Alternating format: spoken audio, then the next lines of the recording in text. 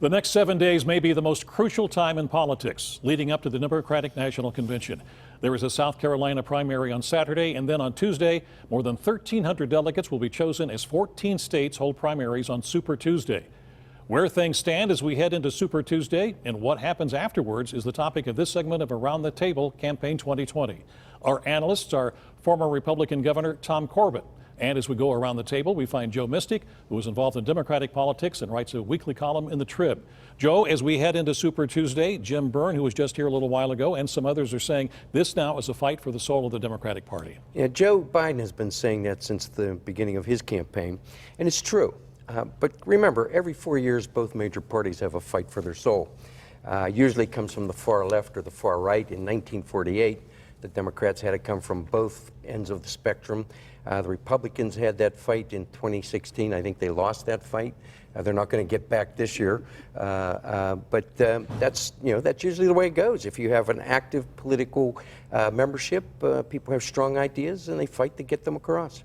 Governor, Joe just mentioned 2016. Did Donald Trump hijack the party as such with the way he did things? Well, I would say that he went to the right. But he's a personality. He won it by personality. He didn't really win it by his positions on anything, as far as I'm concerned. What I see here, the difference in this one is this is ideological. Bernie is trying to take the whole party with him over to the far left. I think President Trump, he got elected, and he's been a little bit right, but he's looked to do. In other words, what you're saying is that he has embraced the tenets of the Republican Party, whereas you're saying that much more so Bernie Sanders is trying to. Yeah, I'm not so sure the governor's absolutely correct on that. If you recall, when they were having the battle over the platform, of the planks in their platform, the Trump people weighed in and took the party in a totally different direction in regard to Russia, in fact. So, he did break with party doctrine. All right. Well, as I mentioned, 1,300 delegates are up for grabs on Tuesday. There are 3 states which have more than half of those delegates: California, Texas, and North Carolina.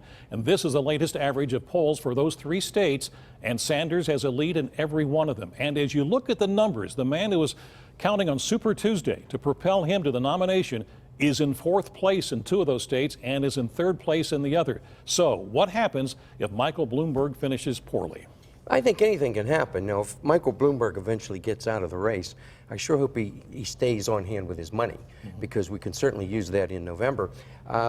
Bernie is strong, but not impregnable. Joe Biden is still in the race. Anything can happen come Super Tuesday. I have to take a look at Mr. Bloomberg's investment.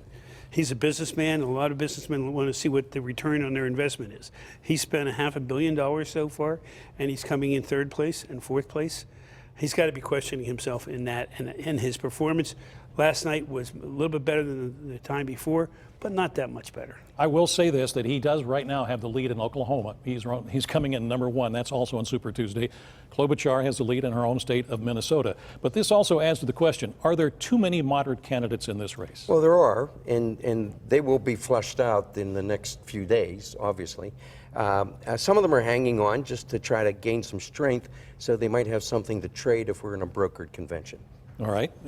I think Vice President Biden has a very difficult time getting past next Tuesday if he's not pulling in more delegates than he is right now, because the money's drying up on him, and he's going to see that Bloomberg has the money to continue on. He doesn't care where he comes in. All right. Now, we also mentioned the Pennsylvania primary is about 2 months away.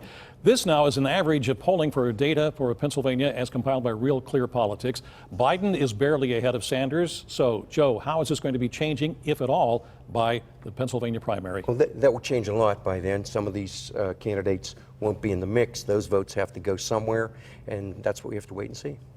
Your take? That ball that you shake up and see the snow, you might as well start shaking it up on Wednesday of next week to see how it all falls out and where everybody's going to be going into the next primary state that they go to. So you guys feel that this field is going to be whittled by the time we reach Wednesday? Yes, it is. Yeah. Okay. Thank you.